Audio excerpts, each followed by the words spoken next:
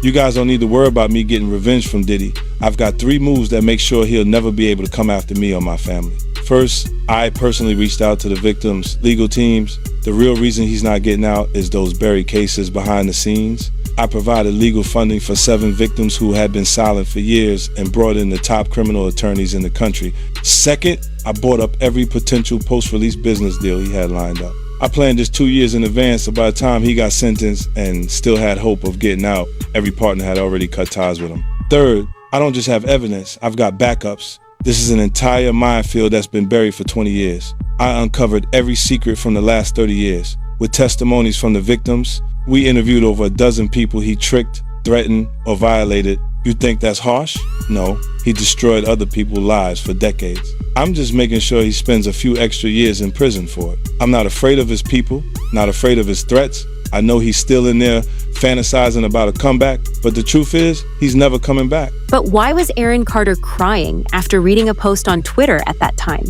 I go on my Twitter and I see people saying, you look like you have AIDS, you should go die. I don't understand how I dedicated 22 years of my life to my fans, and now they turn on me. Do you regret ever getting involved in... I didn't have a choice. It got bad when I was about 15 years old, because when I did MTV Cribs, the day that I had to go show off that house, my mom and my dad told me, we're getting a divorce. You still have to go do this. I had to go show off all the stuff my whole life that was going to be taken away. But what did Jaguar Wright think about Diddy and Aaron Carter? Aaron Carter begged for help in front of the world. He begged for financial support to help get him a private security team to keep him alive. He said on numerous occasions, if anything happens to me, I promise you, I am not vital. And no one said anything. Silence breaker for my brother, who is and they're after my life. My whole family is after my life, and they're setting me up. And Sony Records owes me $3.5 million, and they don't want to pay me, and it would be in their better interest, just like Michael told me. They owe me money, and they're trying to off. And I'm begging you and I'm pleading you, help me raise $100,000 as soon as I can so I can move to an undisclosed location where I am safe. They had cops come and check for a rope in my garage saying I wanted to hang myself. When 50 Cent releases a documentary that pulls hidden stories into the light, the focus quickly moves from rumors to accountability. Instead of speculation, it raises harder questions. Why were certain truths delayed? And who gained from keeping them buried? By following Aaron Carter's rise and eventual downfall alongside the unchecked power surrounding Diddy, the film does more than revisit history. It presses viewers to consider responsibility. The issue isn't simply what people knew, but who chose not to act. With familiar names like Justin Bieber appearing across intersecting timelines, the documentary suggests a broader industry pattern, one where influence was protected and difficult voices were pushed aside. This isn't framed as a series of isolated incidents or personal missteps, but as part of a larger system that valued image over honesty. And if the signs were always there, the deeper question isn't just what happened, it's why it took so long for anyone to connect the pieces and insist on accountability. The love of your father and losing him, and then yet earlier you acknowledged that your father had put a to your head and fired it. Sean Diddy Combs has been swimming in both criminal and civil law. What?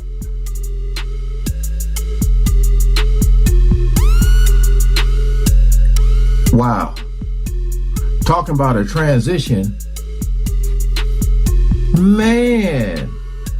Ever since he got indicted, and the storm doesn't seem to be letting up anytime soon. Recently, another wave of accusations has just been leveled at him, this time a staggering 25 lawsuits alleging inappropriate relationships with younger individuals. And while the whispers about his past connections with Justin Bieber and Usher during their early careers have been making rounds in the past months, a new shocking name has entered the conversation: Aaron Carter. Aaron, who allegedly first met Diddy at just 9 years old, is now being linked to allegations that have sparked heated discussions across social media. When 50 Cent structures his documentary around what was intentionally kept out of sight, he isn't recycling gossip.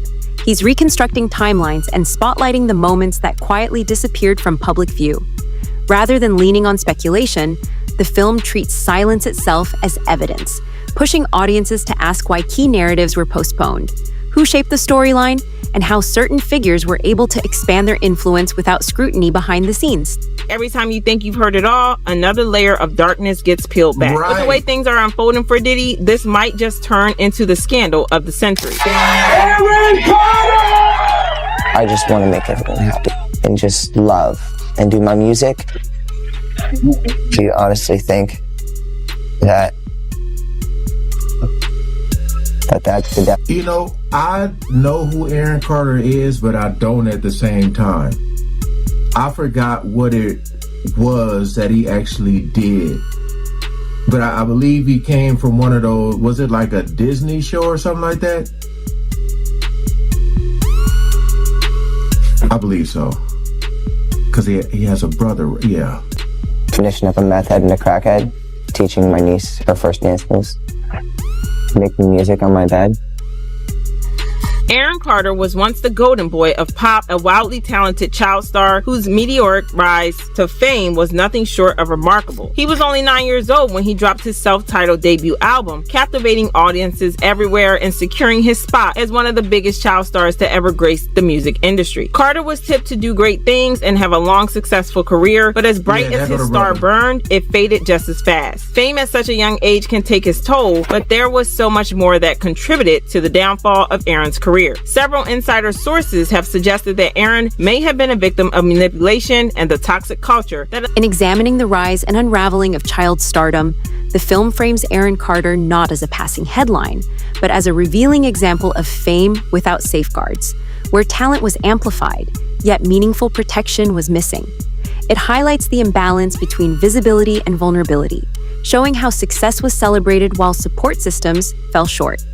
And if silence is never neutral, the documentary leaves viewers with a pressing question. Who stood to benefit most from keeping that silence intact for so long? Aaron, how you holding up? I'm doing good, man. You doing good? Yeah, staying strong. It's been 8 months of a lot of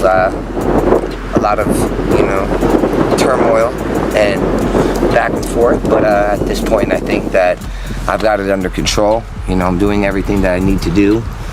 And, just focusing on my music, which is what I love, it's my passion, and really just, taking care of my aftercare, and... Which consists of what? The care? You're doing what you have to do. So what does that mean to you? So basically, a lot of people in the news, there's hundreds of posts from media, and they all said, that I'm 165 pounds, and when I checked into rehab last time, I was 117. Same weight that Michael Jackson died at, actually. And 117 pounds. Yeah. I got my weight up and I kept it the whole time. I've managed to turn my life around. I'd be able to purchase houses, flip houses, be a real estate mogul, do touring after all the... So you're buying and flipping houses, huh? Yeah. And I see that this one is for sale right now. Is up for this one's up for sale. Yeah, so Christy Olympus is she's like my big sister.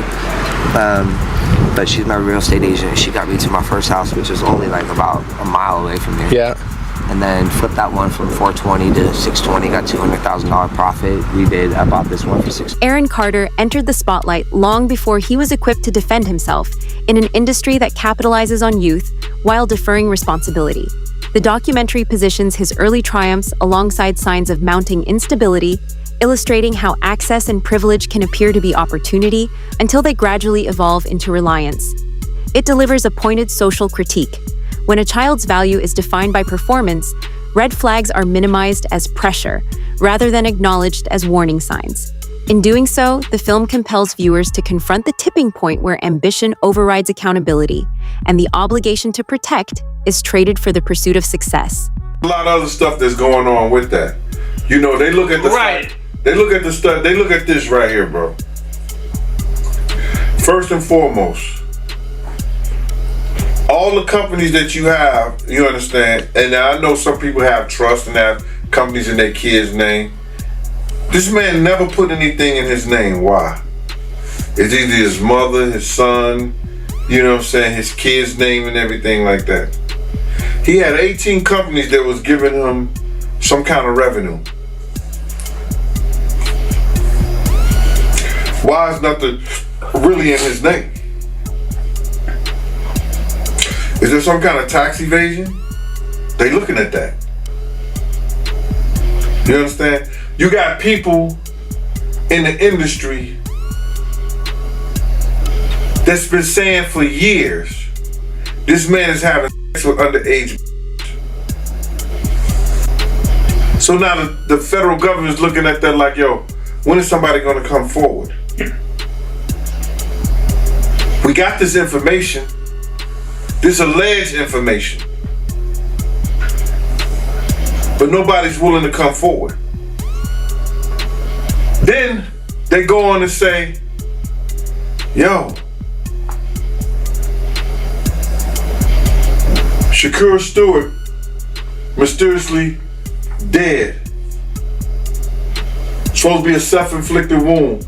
Person that had everything going for him in their life. Kim Porter dead. Somebody's car gets blown up.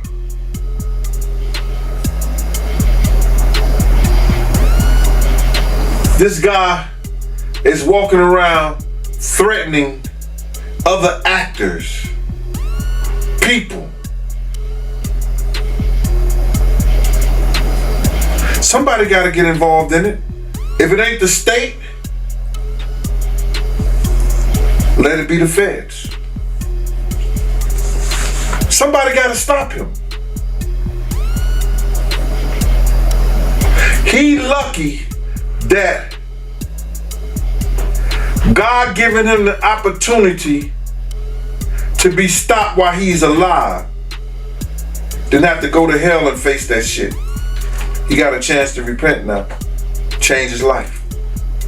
You mentioned minors, you know, and a lot of people have been trying to drag Justin Bieber into this situation because there's a lot of like suspect looking videos with Diddy and Bieber in it, and you know they're making a lot of allegations.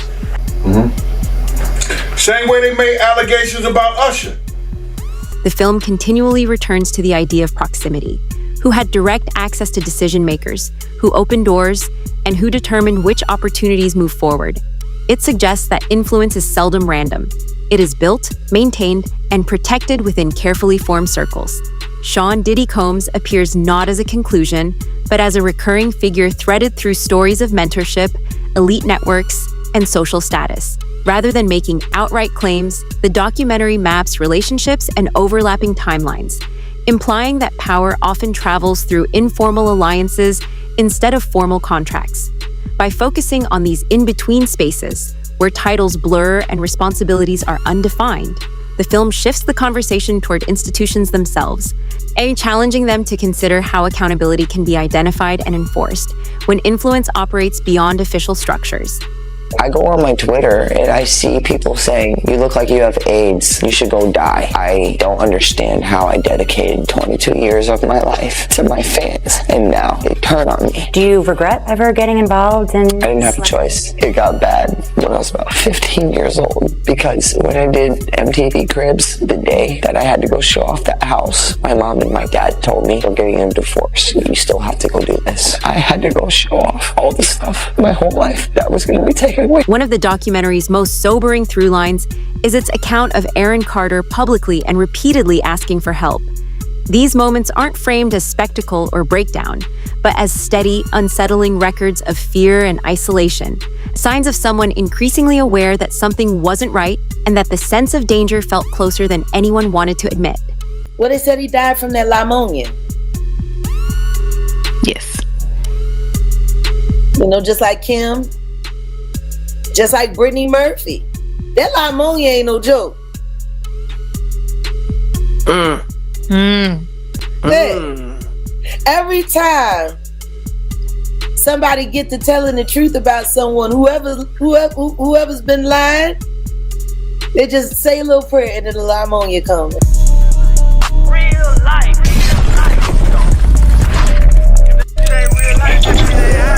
It ain't real life.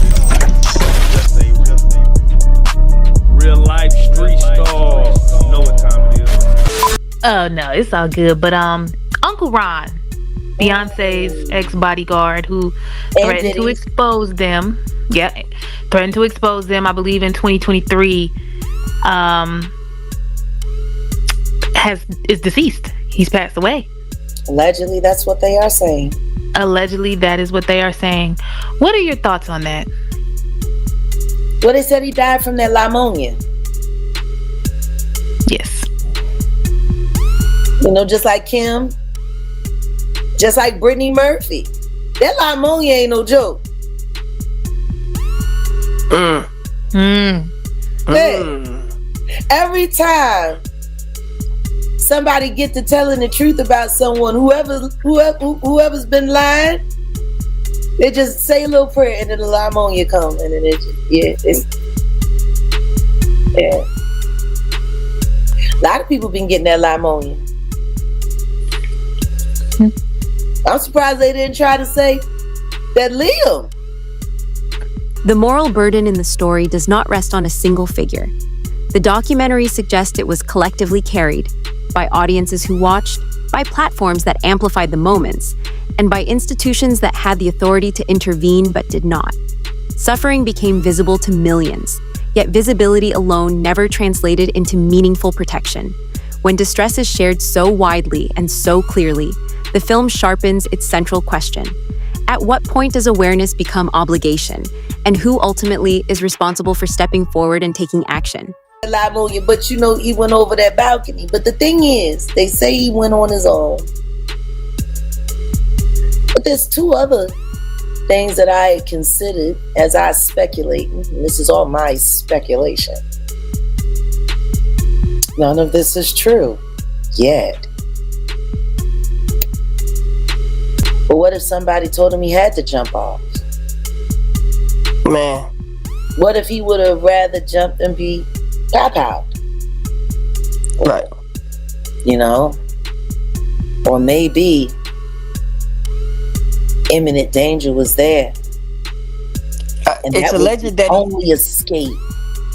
Right. It's alleged that he had Tootsie. No, that's not alleged. That is a fact. There, Rook. It was found in his system in his autopsy. That's not alleged. That's crazy. The Tootsie, Yep. Jack, Liam Payne, his fall. There's a lot of alleged things they're saying that happened. On multiple levels, his fall. There's a lot of speculations. Personal life. Right. Health. What is his ties to Diddy? I mean, all of those kids from that era, even the British bands, they all partied with Diddy. I'm just...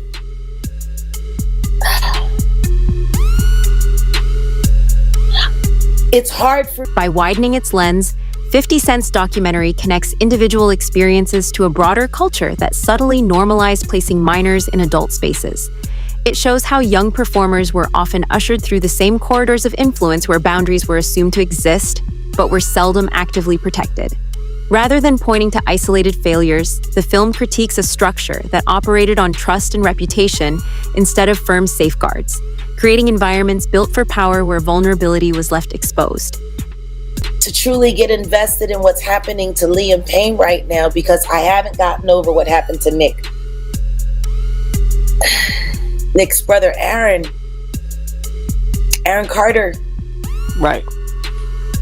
A lot of people keep forgetting Aaron Carter was begging for help, begging for independent financing, begging for security. He made it very clear Sony was out to get him, just like Michael Jackson told him they would be. And right around that time, his brother had just been accused of raping one of the girls from making the band, Diddy's entity. And they were trying to make all of that go away. And Aaron called his brother out. And then the next thing you know, he said, if anything happens to me, I did not do this to myself. And then he was gone, and they said he took his own life, just like they're saying about Liam Payne. Why doesn't anyone want to see the same thing happening over and over and over again? Because if Diddy is responsible for Liam Payne, then he is without a doubt responsible for Aaron Carter.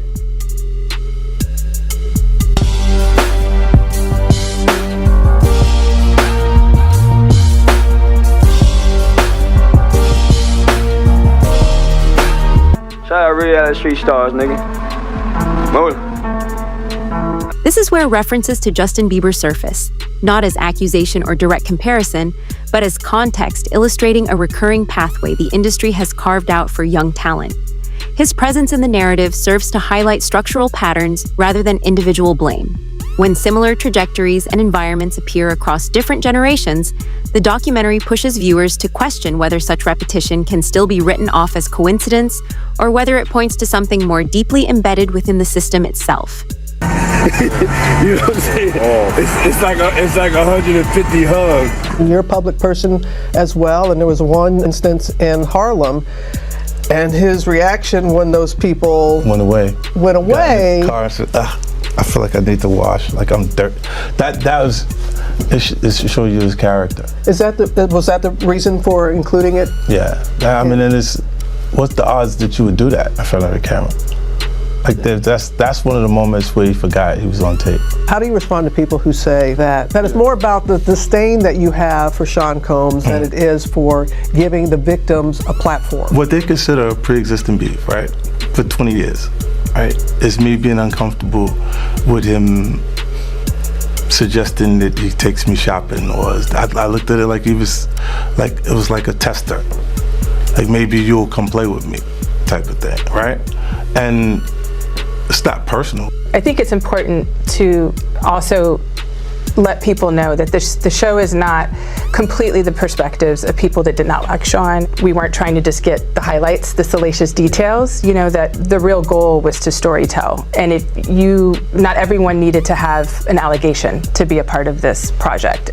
The 4-part series also features 2 jurors from Combs' trial who are speaking for the first time about how they reached their mixed verdict, finding Combs guilty of 2 prostitution offenses, but clear of racketeering and sex trafficking charges, both sharing their thoughts on the relationship between Combs and singer Cassie. Juror 75 describing them as 2 people in love, and Juror 160 saying in part, domestic violence wasn't one of the charges. Cassie, is she a victim in all this? I believe Cassie's a victim in all this because she came in as she's like 18, like 19 years old in the very beginning. After a while, over time, you condition for it. The goal of what the film is trying to do is to let the audience kind of come in to ask questions like, were their decisions colored by certain things, and who got the benefit of the doubt, in that courtroom? Do you think that hip-hop culture was on trial as much as Sean Combs was? No. Look, if I didn't say anything, you would interpret it as... The documentary frames silence as a system sustained by loyalty, fear, and the protection of reputation, showing how many adults surrounding young artists may have understood enough to act, but chose to remain quiet while outwardly claiming ignorance. This constructs a collective responsibility in which no single individual bears full blame, yet harm persists unchallenged. It compels viewers to face a stark question. When everyone knows something but decides to say nothing, where does true accountability lie?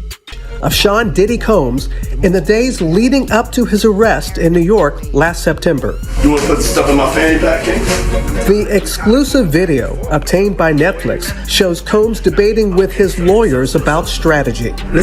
So they're saying it's his lawyers. How on earth did 50 Cent get a hold of footage of his lawyers? Now, one could say, isn't that privilege?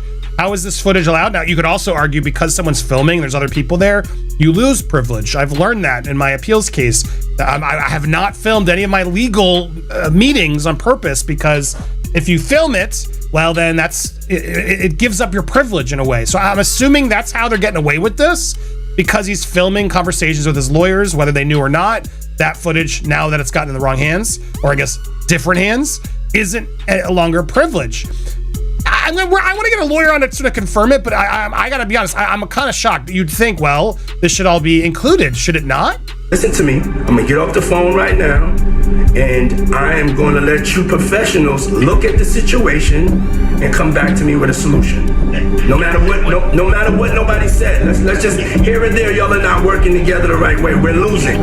The footage is... Like, the way he's bossing around these high-powered lawyers is so revealing. Part of a new, highly anticipated docuseries by director Alex Stapleton and rapper and executive producer... Look at that smile. Look at that smile. Oh, he's loving this. Jackson, titled Sean Combs, The Reckoning. Was there anything that surprised you when you were watching? I think it was surprising that he actually filmed it. It was very interesting to watch a man who's known for his brand presence. You know, he has a really amazing knack for marketing and all of that, and how he was sort of taking that into account in how he was coming off to the public. We knew that was coming, by the way, because we learned that throughout, as he was using his own kids to post birthday messages and etc. Like, this guy wants to control everything. The exclusive video also shows Combs in Harlem greeting fans. He's like, oh yeah, look at all these. This wasn't yeah, what's up? Let me shake your hands. Yeah, I'll take this. He thrives in this. This is when people recognize him. What up? Like, barely anybody there. And he's like, yeah, everybody's here looking at me. He's like the quarterback that can never graduate, it feels like to me. I need some hand sanitizer. Hold on. I got it. I've been out in the streets amongst the people. Yeah, I gotta take a bath. I've been in the streets amongst people. I gotta take a bath. He's like horrified. He's disgusted by it. Like the amount of people that actually I'm coming in contact with, like that's what I have to do. A pivotal shift occurs when speculation yields to formal process. Legal documents, professional reviews, and thorough investigations replace casual chatter, and the narrative sharpens without veering into sensationalism. The documentary emphasizes restraint over outrage, favoring careful analysis over dramatic accusation, treating names with precision, and evaluating evidence methodically. This transition is crucial because it marks the divide between public suspicion and genuine institutional accountability, prompting a pressing question. If truth requires structure to be taken seriously, why was that structure absent for so long? $15,000, you know what I'm saying? You can sit here and tell me that you're gonna pay me for my time sitting right down here with y'all. You understand? So then, one thing led to another, and I was like, all right, well then, F you, I spoke to 50, and then she said 50, and this is exact words that came out her mouth. 50 does not determine what goes in and goes out of this documentary. And he definitely don't pay, he determine what somebody get paid. It's not his documentary like that. I was like, oh, so if it's not his documentary and I spoke to him like that, I don't need to be doing nothing with you, because I'm doing this on the strength of him. But you gonna pay me if I do it. So it went back and forth, for a little bit, and then they had Kirk Burrows giving me calls and everything like that. What are you calling me for? You know what I'm saying? I'm not. Get out of here. I know what kind of dude you is anyway. Me and you cool and everything, Kirk, but don't call me about no business with this stuff like that. And then what I found out is that he was making a deal, cutting a deal for himself as well as Tim. You understand? And I was trying to get a deal for all three of us. You understand? So that's how them industry cats go. That's what they do. You know what I'm saying? So I'm looking at it like this. So then he called me back again, and I told him, like, listen, man, don't you ever call my phone again, Kirk? You know what I'm saying? Because we had got into it about somebody calling him. He told me Groovy Lou called him and wanted to know why Gene's still doing this, the Puff and everything like that. And I mentioned it on the Gene Deal show. You understand? I said something. Then he called me back like I was lying. And listen to me, Kirk.